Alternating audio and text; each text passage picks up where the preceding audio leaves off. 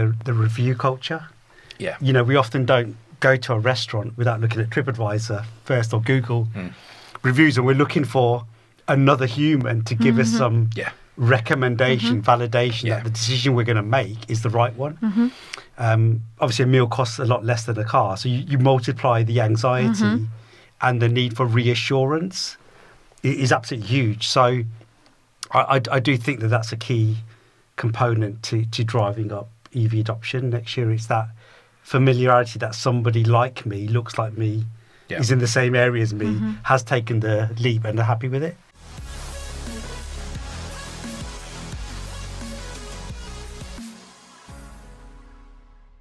Hello and welcome to the Armchair Show. I'm your moderator, Tanisha, and I'm so thrilled to have you guys join us today. Today I'm joined by three fantastic guests. You may have already seen the previous episode, but for anybody that hasn't, if you guys can just quickly introduce who you are and where you're from. I'm Ben Clark, Group Marketing Manager at Ford Motor Group, a large Ford dealership group on the South Coast. I'm Dharmesh Mistry, Head of Coaching at the Unlimited Group, so we're Ford's in-house dealer marketing agency. And I'm Jeremy Evans, Chief Executive of Marketing Delivery. Perfect. So one of the very hot topics at the moment is EVs. I say at the moment, but I think for as long as I can remember now, for a very long time, EVs has been the hot topic. So I thought it'd be good to do a bit of an EV special today. So in terms of EVs, the market at the moment, how would you summarise kind of EVs in the marketplace and what's going on and the trends? Stagnant. I guess the EV, I come from a position of not believing EV is the complete solution. And I am an EV owner. So I'm not a dinosaur petrol only. I have an EV, I have a hybrid and a petrol vehicle.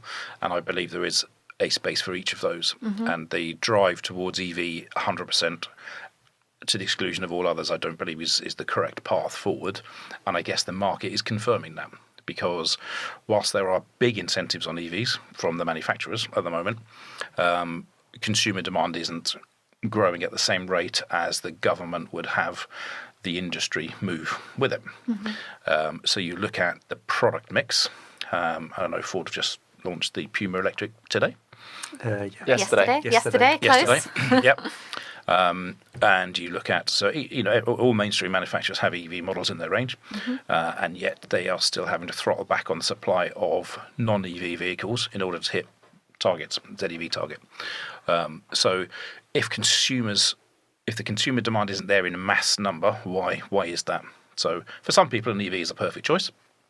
If you have home charging, which we do, so an EV works for some of our journeys, then an EV is great for you. If you live, if I look at the road that I live on, the four houses opposite me, none of them have driveways. Where would they charge their EV?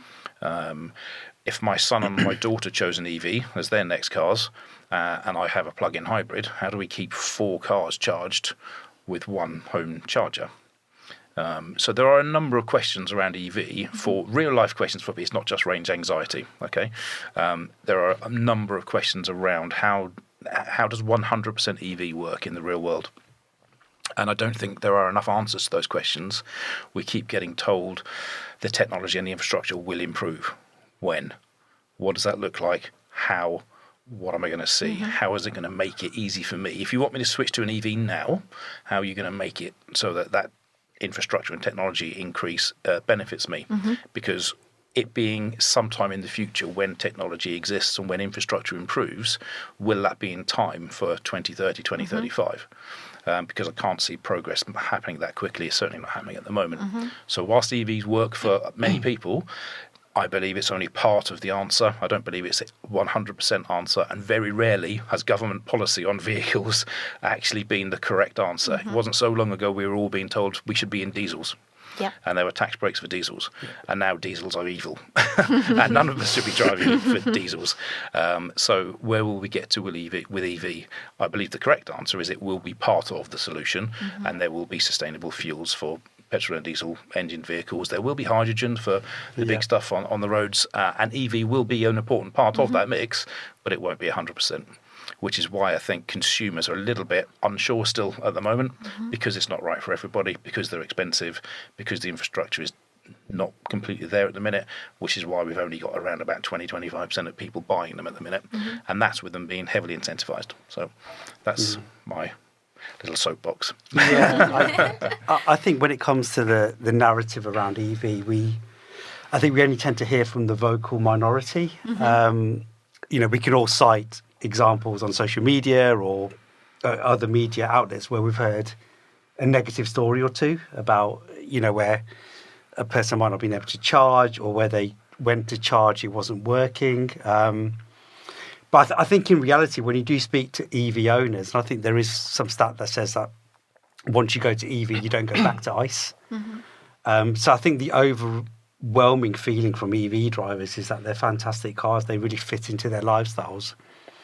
But as with most good news stories, you don't tend to hear about them as much as kind of the negative ones. And I'm not dismissing what Jeremy is saying. I just think that at a national level, local level, we just need to change the narrative a little bit. And what we are encouraging our Ford dealers to do is think about customer advocacy and testimonials. So, the next Explorer or the next Capri that they sell, the customer's happy to do so. We should be capturing their feelings and their emotions and what they felt when they drove the EV and how it fits into their lives. And I think those real life stories can combat some of the negativity and some of the kind of the brochure speak, so to speak, because it's always going to be positive from a manufacturer. But if they can hear real life stories, I think that may overcome some of the anxieties. So I think that piece definitely needs to happen next year in more volume, really.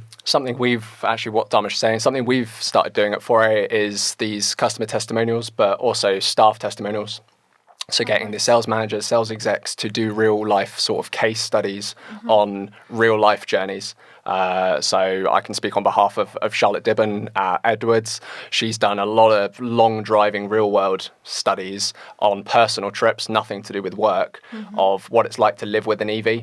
Yes, it's her company car. Yes, she works for a Ford dealership. She can be slightly biased. But on her personal social media profiles, she's being really upfront and honest about what it's like to live with an EV and dismissing the misconceptions of what you hear on the negative side of things. Again, we had Steve who did a 1,000-mile round trip in the new Ford Explorer. And he said, hand on heart, stopped at service stations, always availability. So it is an option. Nice. And there are some misconceptions still, right, with customers about EVs. Customers are still nervous about range anxiety, maintenance, affordability. Sure. And we see these questions online time and time again.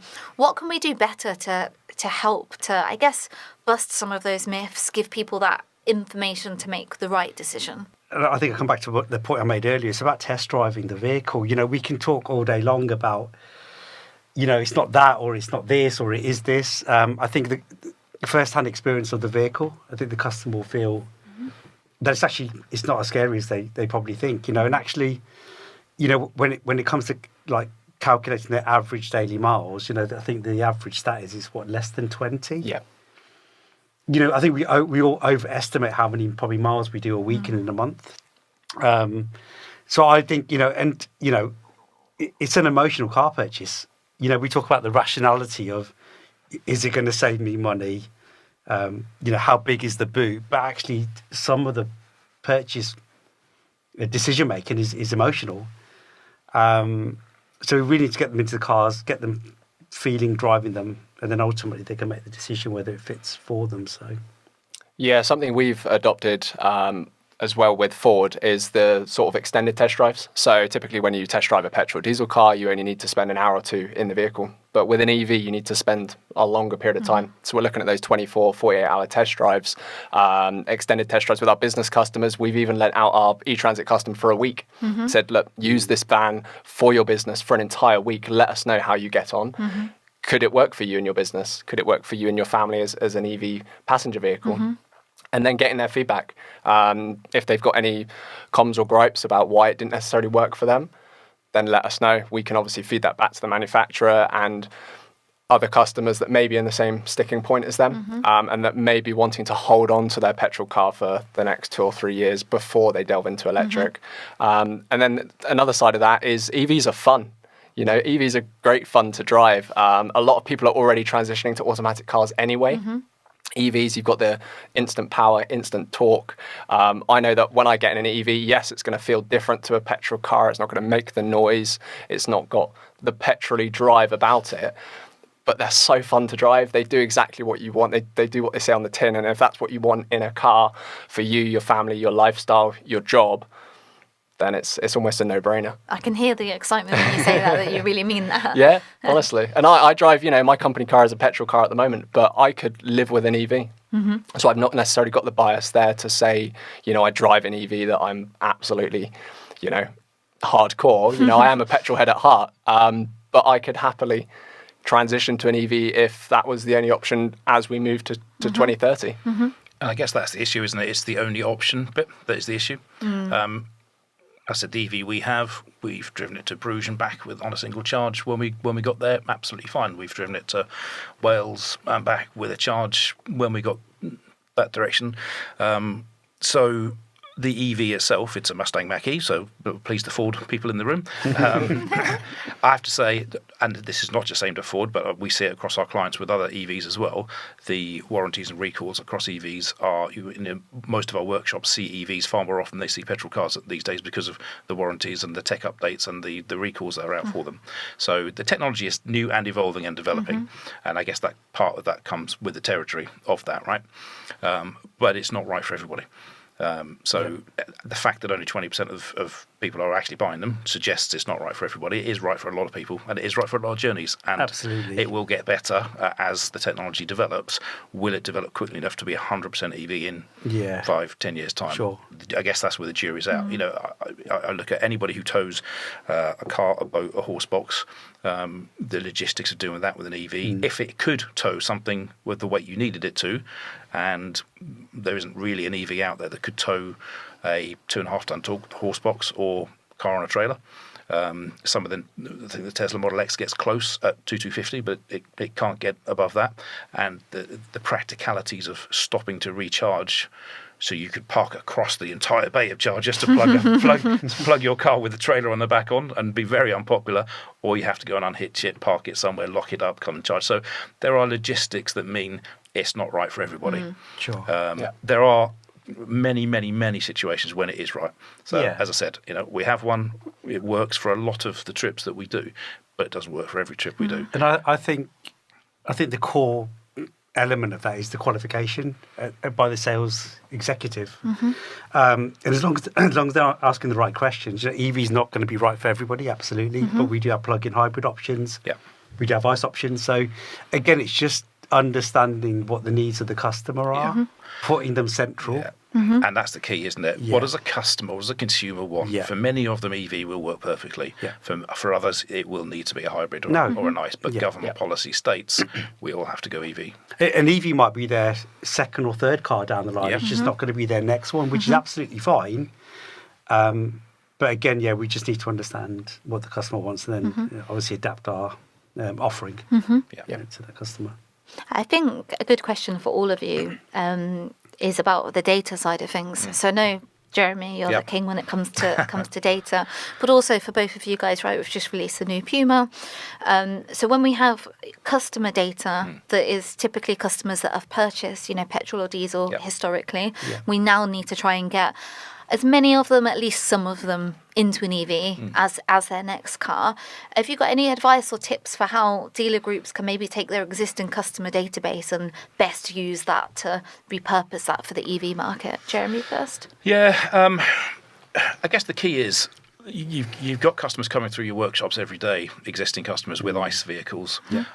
So working with that database and introducing those customers to EVs as courtesy cars, as demos on the day, whatever you can do with that to then log at least some kind of interest against an EV for them.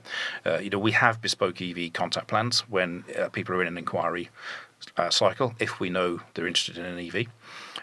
And that will give them a lot more information than a typical inquiry kind of nurturing plan could do. So far less hard sell, do you want this car here now today? Look at the offer. Far more about, have you got a home charger? Do you know how it will work? Do you know what the infrastructure is near you? How to live with an EV? All the things that have been spoken about. So where you can identify in the data that there is an interest from that customer on EV, then the contact plan can be put in place to make sure that is that informative contact plan. Because as we said on one of the earlier podcasts, customers are taking quite a bit of time to research before they raise their hand at the dealership. Sure. So if we can give them that information on behalf of the dealership, and maybe when they come in for their next service on their diesel, to say, next time you change, you may want to think about an EV. Here's some information. Here's how we can help you with that decision. And if you can identify them in your dealer management system, lead management system, so that the correct contact plan can kick in and run against them, then if there's, as we always say, if there's a data point, we can trigger off it. So if there's something there to identify that customer as being interested in EV or has shown some kind of signs of life with EV, then the tech can then kick in and nurture that customer until they're ready to raise their hand. Yeah, and I would agree with that. I would advocate for an email kind of nurture program. So, send out some kind of early awareness comms about the new model potentially. If anybody interacts with the email, you can send them a bit more information about the product, the spec, the colours, the pricing, etc. But just take them down a digital journey, an email journey at the point of which they're kind of almost raising their hand digitally. You can then get them in contact with it, because it's a bit more hands off. It puts the ball in their court. Yeah. They can do the research offline. We haven't got a dealership ringing them off the bat of opening one email. So they can do that research. And again, we spoke about this earlier, but again, just video testimonials, rich content. So not just brochure speak. So something that really simplifies the language. Because it can be often quite scary. There's a lot of jargon when it comes to EVs. EVs, battery electric vehicles, are they the same thing? So we can demystify some of those terminologies. And then, once the customer's ready to inquire, then we can kind of take them through that journey. I guess there's a pressure on the OEM and the dealer then, isn't it, to have the vehicles available. Sure. I know when we take the Mackie in for a service, very rarely do we get an EV courtesy car. Right. In fact, we took it in for a recall once, and the courtesy car wasn't even a Ford. If you're trying to kind of build this ecosystem and this environment of EV first, I guess there's pressure there to say, well, okay, if I want. If I bring my ICE vehicle in for a service and I've booked a courtesy car, can I have a Puma E as my courtesy car? Because then I can go, oh, actually, this is nice. I can live with this. I do like the way it feels, the way it drives, the way it looks, rather than be given something else, which I think that's why the Puma Gen E, obviously recently got revealed yesterday, is going to be an exciting product for us in the fact that it's Ford's first small electric vehicle. So, like Jeremy rightly said, it probably is going to be the option to be a courtesy car or loan car when vehicles are coming in for servicing, or if people want to try electric, they've never driven an electric car before. We battle a lot with our previous Fiesta, EcoSport customers, trying to get them into current Puma. Now we can help that journey a little bit better into electrification because the Puma is going electric. And again, like Dharmesh said as well, with the marketing and the comms, it's more of that educational style marketing rather than direct sales approach. These are the sales, the monthly payments, these are the figures, all the jargon. It's more how to live with an EV and if is an EV right for you.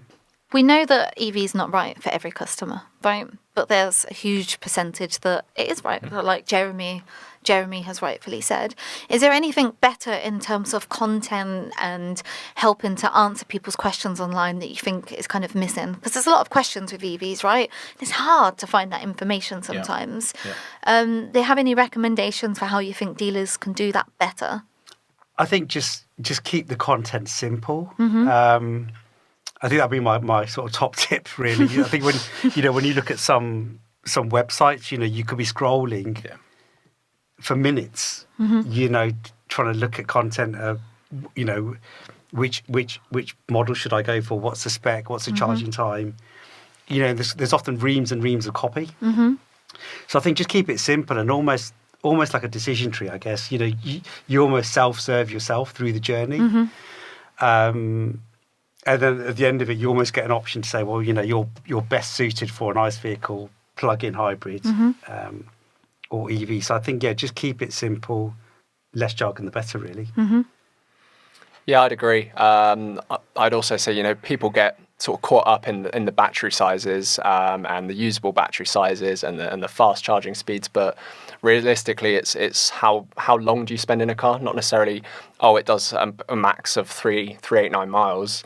I'm not going to be able to drive to Scotland, but realistically, would you drive to Scotland in one trip? How long do you spend in a car before you take a rest stop? What is your daily average mileage? Do you have a driveway? Those sort of questions that we speak to customers in the showroom, but customers should be answering those questions themselves when they're visiting the website, when they're reading your communications. It's those sort of, rhetorical questions to a degree that you want the customer to ask themselves, and then hopefully the answer they would be is yes, I could live with an EV. I guess it was touched on earlier with the testimonials, real life testimonials from customers who have bought one and lived with it. Tell us what you thought. Tell us what you had to do to make the change to EV. Tell us how simple or difficult it was to get a home charger installed.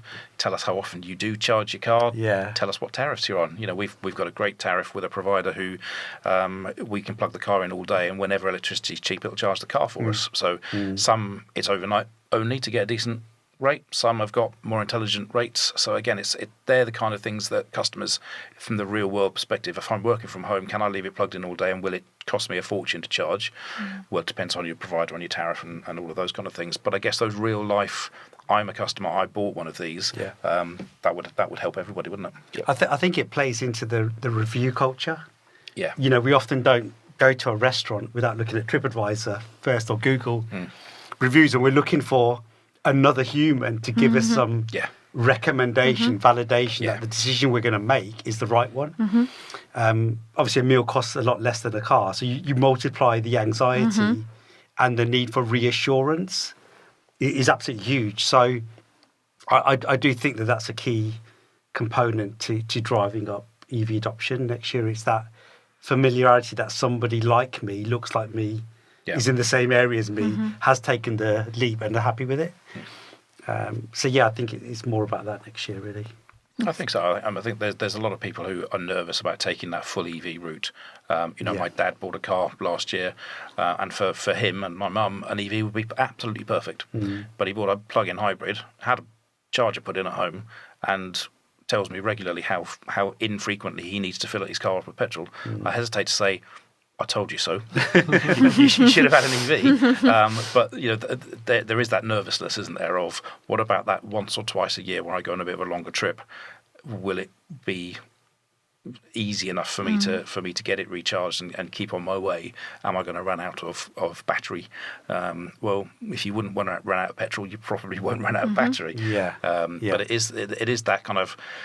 And maybe the hybrids, the plug-in hybrids, is that stepping stone that some people need to take. I think so. They can live with it for 2 or 3 years and realise that actually I put this thing on to charge every night, and I hardly ever need to put any petrol in it, so I could probably live with an EV.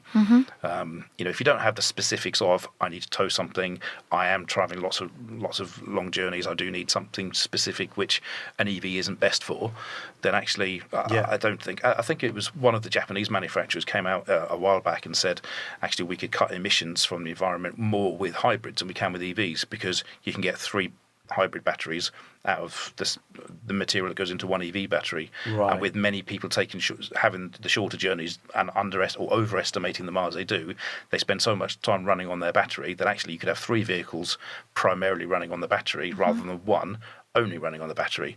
So I think that plug-in hybrid element has been underplayed by the industry and by government as that stepping stone too. So I think if there is a discussion on the ZEV mandate and the percentages and all the rest of it, I do believe hybrid needs to be part of that conversation, because I think that is a really useful stepping stone for consumers into, can I live with an EV full stop? Well, I'll have that safety net of a plug-in hybrid, and when that car comes up for renewal, I'll realise that actually, I could live on EV. And who's doing a really good job at the moment to help in EVs? You can say yourself. Look, I think Ford. We've spoken about this earlier, but Ford's a little bit late to the EV party, but we've arrived with a big fanfare. Fashionably late. But we've arrived with some exceptional product now, and we're really excited as a network going into 2025. We've got everything, Puma Gen E, Explorer, Capri, Mackie. So we feel like we've got a really compelling customer offering. And again, it's about consumer choice, isn't it? I think, we give the customer the option, what fits into their lifestyle, what vehicle will work best for them. I think Ford's done a really good job in designing its EVs. I think they stand out in the marketplace. And again, some of it will be a styling decision. How good does the EV look? And some consumers want it to look like their ICE car. So the fact that the Puma Gen E looks like the Puma petrol version, I think it's a great move because it overcomes some negativity or some nervousness to go into a vehicle that doesn't look like the Puma. Yeah, I think that's where some of the Stellantis brands have done well. So if you have a Peugeot 208, you can have an E version or a petrol version, and the car is identical apart from the drivetrain and the little wedge on the back. Same with the Corsa and those kind of the Fiat 500. So the core vehicle is the core vehicle, which is why I so wish Ford would have done a Fiesta-y because you've got all those tens of thousands, hundreds of thousands of people. Who, where do I get my next Fiesta from? You can't. So. And with Volkswagen, you look at do you need to go from a Golf to an ID3? What's wrong with an e-Golf? People have familiarity with those nameplates. They know roughly what size of car it is, where it fits in the marketplace. And if I've got a choice of powertrain, petrol, hybrid, or full EV in the same body style, brilliant. That makes life easier for dealers to transition people from you've had a petrol one, you can have a hybrid one, or you can go full EV in the same car that you know and you're familiar with, rather than have to take them out of it into something completely different. But if we look at our Explorer purchases from launch, a lot of them have been Focus drivers or Puma drivers who've had a change in circumstances in their life. They may have grown their family or changed their job, and actually this new fantastic looking Explorer is just the right car for them at the right time. So again, I think consumer choice is just key when it comes to EV adoption and everything we've just spoken about, really, in terms of testimonials and just that reassurance, really. So to sum up our conversation today, what can we do better? If there's just one piece of advice and one takeaway that you want the listeners today to take away from this episode, what can they do better? What should they do? What should they implement? How can they improve that customer journey? I guess I'd say put the customer at the centre of it and make sure your comms can keep up with your customer. So if your customer is interested in EV, then make sure you've got material ready, your customer journey, your automated emails, your social media posts and your Facebook pages. I've got the information that the customer needs. So put the customer at the centre of it and revolve it around the customer, not around government policy. Yeah, I would agree with that and say, let's not second guess what the customer wants. So, we said numerous times, the Puma Gen E's just launched, but, if a customer comes in on that vehicle, they may end up buying an Explorer or Capri. It just depends on how the conversation goes, what their needs and wants are. So let's not prejudge. Let's get the customer in, like you said, just treat them like family, treat them with that guest experience that really sets us apart as dealerships and as an OEM. And I think if we do that next year, we'll see some real success. Yeah, and I'd just say the increase in educational style content, certainly with EVs, less of a sales approach, more educational in the marketing, but also getting the customers to try the product. So whether it's service, after sales customer, someone who's potentially come in to test drive a Cougar, get them to test drive an Explorer, see what they think of the EV product, and then get their reaction from it, find out what their response is.